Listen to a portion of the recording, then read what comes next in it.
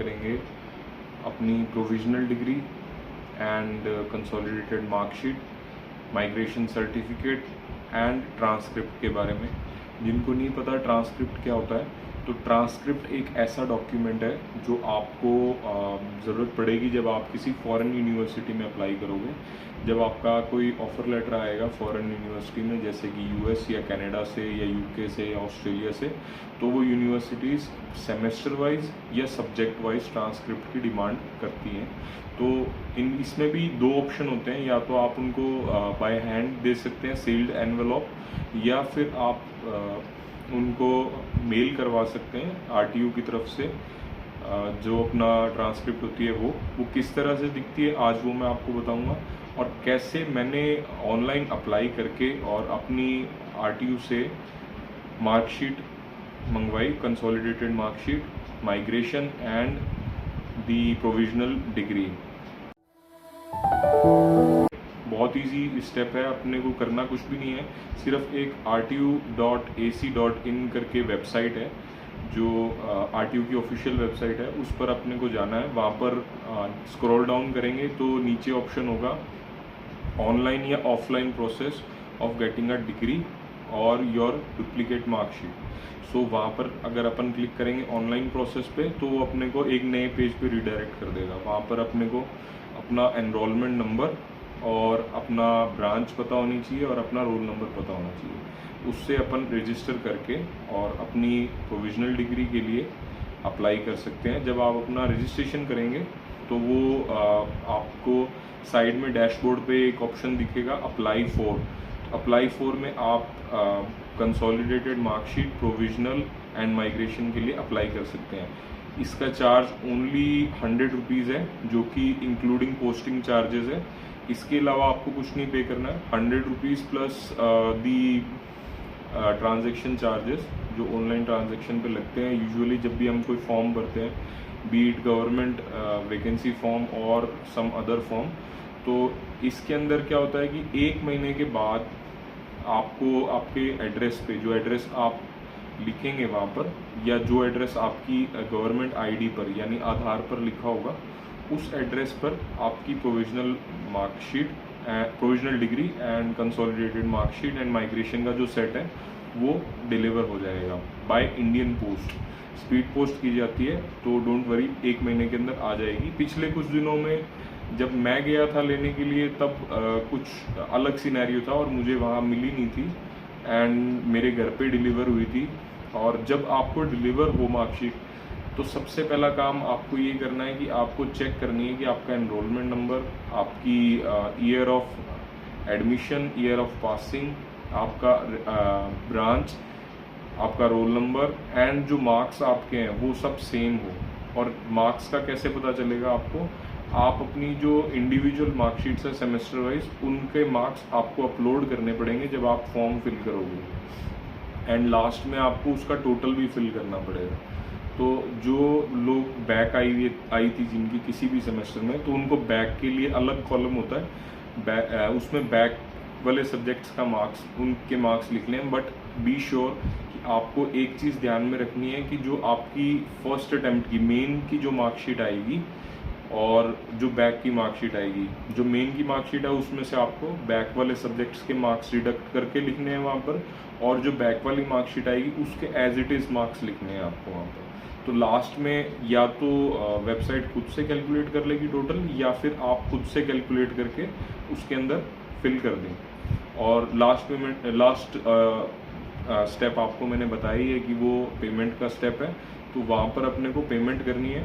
Payment करने के बाद अपने को वेट करना है 1 महीने के अंदर। और मेरे एड्रेस पर आई थी, मैं आपको दिखाता हूँ, इस तरह की एनवेलप में आई थी। इस पर मेरा एड्रेस लिखा हुआ है, देखिए, और यहाँ पर ये स्पीड पोस्ट का बारकोड लगा हुआ है। यहाँ पर controller of the examination RTU लिखा हुआ है, और पीछे यहाँ टेप लगा हुआ था ब्राउन कलर का, वो मैंने हटाया है।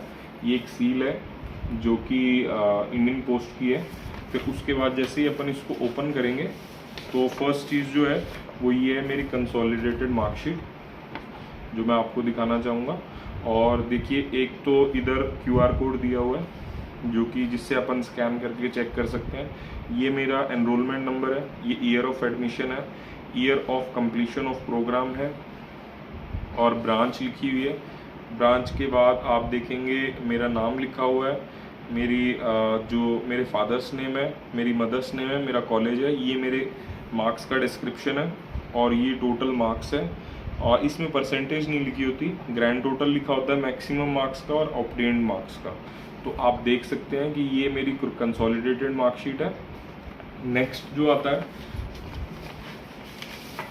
वो ये है प्रोविजनल सर्टिफिकेट, जिसको कुछ लोग प्रोविजनल डिग्री भी बोलते हैं।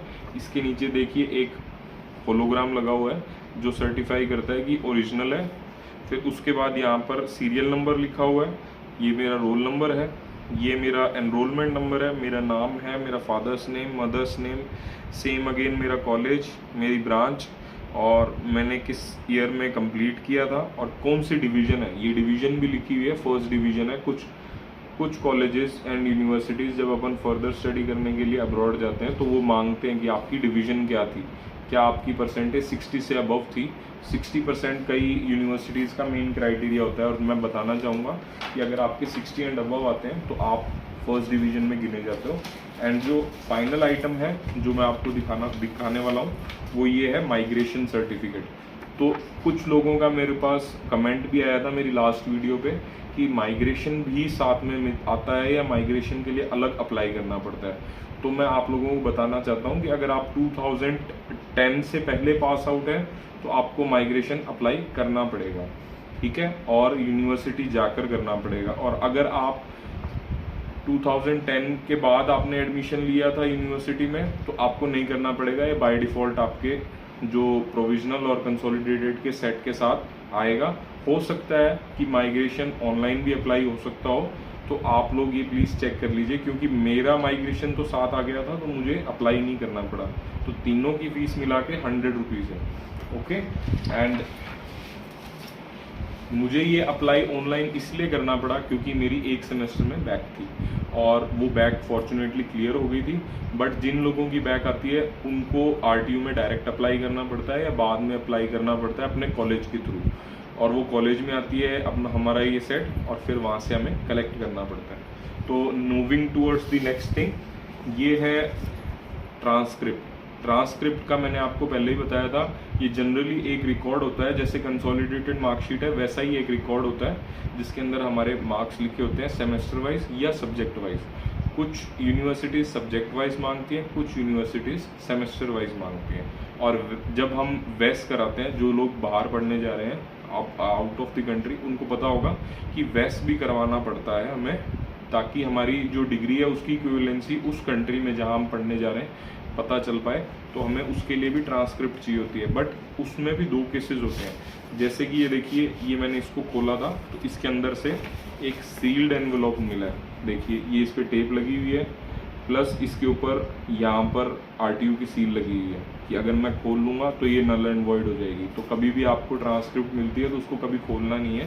ये आउटर कवरिंग आप खोल सकते हैं बट द इनर कवरिंग आपको नहीं खोलनी है। ये मेरे एड्रेस पर डिलीवर की गई थी, ठीक है, स्पीड पोस्ट के थ्रू की गई थी, और इसकी फ़ीस मैं आपको बताना चाहूँगा 550 थी।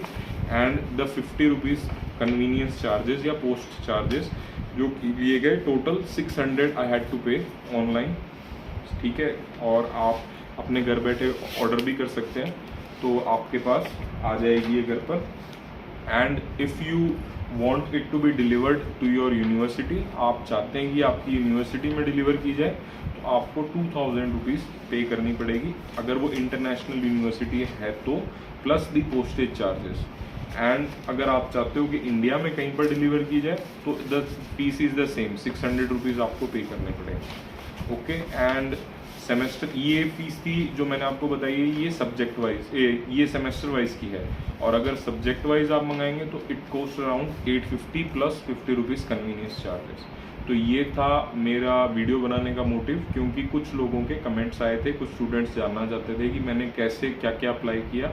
एंड मेरी डिग्री भी अप्लाइड है, जब वो आएगी तो मैं आपको उसका भी प्रोसेस बताऊंगा कि मैंने कैसे अप्लाई की, क्या स्टेप्स इन्वॉल्व थे और कहाँ मेरे को जाना पड़ा इन अपनी डिग्री अप्लाई करने के लिए। आज के लिए इतना ही। प्लीज़ अगर मेरी वीडियो आपको बिल्कुल भी थोड़ी सी भी पसंद आई हो तो please like share and subscribe, और कमेंट ज़रूर कीजिएगा कि कैसी मैंने वीडियो बनाई है। ये मेरा फर्स्ट व्लॉग था जो कि मैंने अपने घर पे बैठकर बनाया है, और हो सकता है इन्फॉर्मेटिव लगा हो। एंड अगर आपको इन्फॉर्मेटिव लगा है तो please like share and subscribe, ताकि मैं आगे भी वीडियोस बनाता रहूँ। Thank you.